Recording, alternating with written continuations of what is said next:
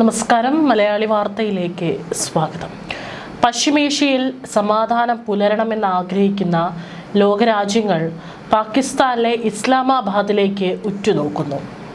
പശ്ചിമേഷ്യയുടെ ആകാശത്ത് യുദ്ധമേഘങ്ങൾ ഇപ്പോഴും പൂർണ്ണമായി ഒഴിഞ്ഞു പോയിട്ടില്ല. നയതന്ത്രത്തിൻ്റെ മേശപ്പുറത്ത് സമാധാന ചർച്ചകൾ നടക്കുമ്പോഴും അണിയറയിൽ ആയുധങ്ങൾ മൂർച്ച കൂട്ടുകയാണ് വൻ ശക്തികൾ.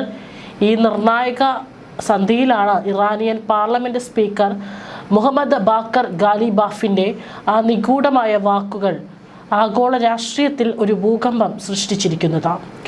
സമയം അതിക്രമിച്ചിരിക്കുന്നു.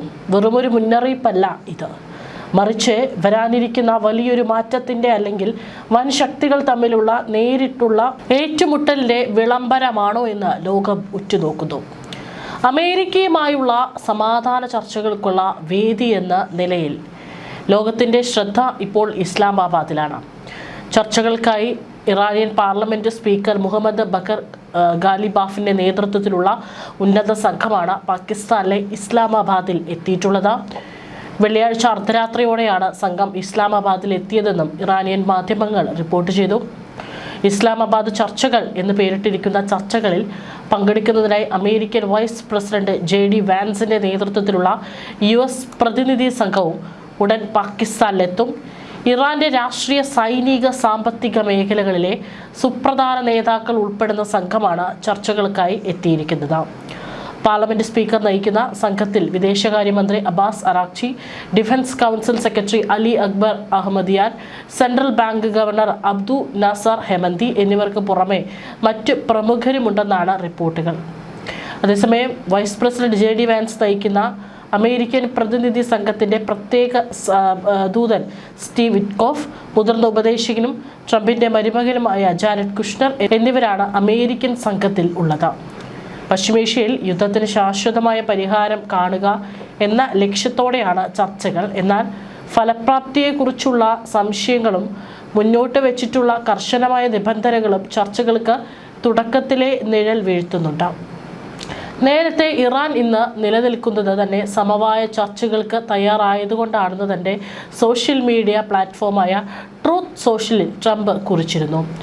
ചർച്ചകൾ പരാജയപ്പെട്ടാൽ ഇറാനെതിരെ ആക്രമണം നടത്താൻ അമേരിക്കൻ പടക്കപ്പലുകൾ സജ്ജമാണെന്നും ട്രംപ് ഭീഷണിപ്പെടുത്തിയിരുന്നു. ലബനാനിലെ ഇസ്രായേൽ ആക്രമണം അവസാനിപ്പിക്കാതെ US-മായി ചർച്ചയ്ക്കില്ലെന്ന നിലപാടിലായിരുന്നു നേരത്തെ ഇറാൻ.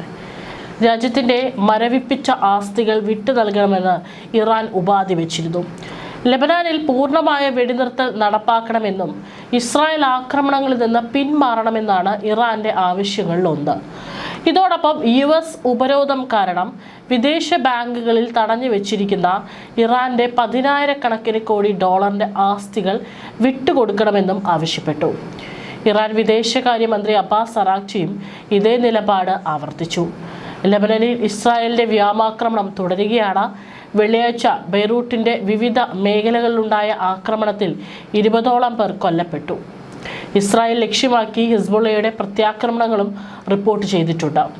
ലബനാൻ ഇസ്രായേൽ ചർച്ചയ്ക്ക് വഴിയൊരുക്കുമെന്നും റിപ്പോർട്ടുണ്ട്.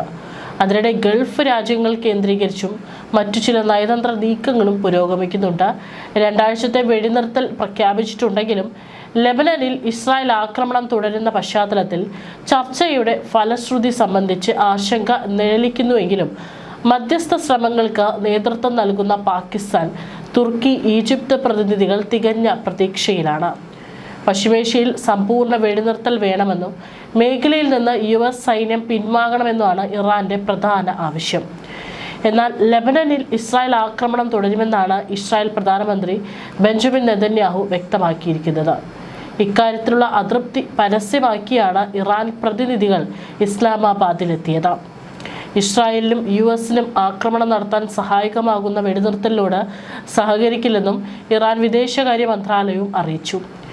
ഇന്ന് ലോകം മുഴുവൻ ഇസ്ലാമാബാദിലേക്ക് ഉറ്റുനോക്കുന്നത് അവിടുത്തെ ചർച്ചാമേശകളിൽ ഉരുത്തിരിയുന്ന തീരുമാനങ്ങൾ 2 രാഷ്ട്രങ്ങളുടെ ഭാവി മാത്രമല്ല, മറിച്ച് ആഗോള സമാധാനത്തിൻ്റെ തന്നെ തലവര നിശ്ചയിക്കും എന്നതുകൊണ്ടാണ്. ഗാലിബാഫ് സൂചിപ്പിച്ചതുപോലെ നയതന്ത്രത്തിൻ്റെ ജാലകം അതിവേഗം അടയുകയാണ്. ഓരോ സെക്കൻഡ് വിലപ്പെട്ടതാണ്. സമാധാനത്തിനായുള്ള ഈ അവസാന അവസരം പാഴാക്കിയാൽ അതിൻ്റെ പ്രത്യാഘാതം പശ്ചിമേഷ്യയുടെ അതിരുകൾ കടന്ന് ആഗോള സമ്പദ് വ്യവസ്ഥയെയും സുരക്ഷയെയും തകിടം മറിക്കുമെന്നതിൽ തർക്കമില്ല. മാത്രമല്ല, ഈ ചർച്ച പരാജയപ്പെട്ട് കഴിഞ്ഞാൽ അതിൻ്റെ അടുത്ത നിമിഷം മുതൽ തന്നെ ഇറാനും തിരിച്ച് അമേരിക്കയും അതിശക്തമായിട്ടുള്ള ആക്രമണമായിരിക്കും നടത്താൻ പോകുന്നത്. അത് പിന്നീട് ഈ ചർച്ച പരാജയപ്പെട്ടാൽ പിന്നീട് നടക്കുന്ന യുദ്ധം അത് എങ്ങനെ അവസാനിക്കും എന്നുള്ളതും ഒരു ചോദ്യചിഹ്നമാണ്. ഒരുപക്ഷെ ഇറാൻ്റെ സമ്പൂർണ്ണ നാശം തന്നെയായിരിക്കും പിന്നീട് അവിടെ സംഭവിക്കുക. ആണവായുധമടക്കം പ്രയോഗിക്കുന്നതിലേക്ക് അമേരിക്ക കടക്കുമോ? മാരകമായിട്ടുള്ള ആക്രമണങ്ങളിൽ ഇറാൻ്റെ സമ്പദ് വ്യവസ്ഥ മുഴുവനായിട്ട് തകർന്നടിയുമോ എന്നുള്ള, അല്ലെങ്കിൽ ട്രംപ് ഉദ്ദേശിക്കുന്നത് പോലെയുള്ള ഭരണമാറ്റം ഇറാനിൽ സാധ്യമാകുമോ എന്നുള്ളതൊക്കെ തന്നെ ഒരു ആശങ്കയായി നിലനിൽക്കുന്ന ചോദ്യങ്ങളാണ്. തീർച്ചയായിട്ടും ഇന്ന് ചർച്ച കഴിയുമ്പോൾ എന്ത് സംഭവിക്കും എന്നുള്ളതിനെ അടിസ്ഥാനമാക്കിയിരിക്കും നാളത്തെ ഇറാൻ്റെയും അതുപോലെ തന്നെ യുദ്ധത്തിൻ്റെയും ഭാവി.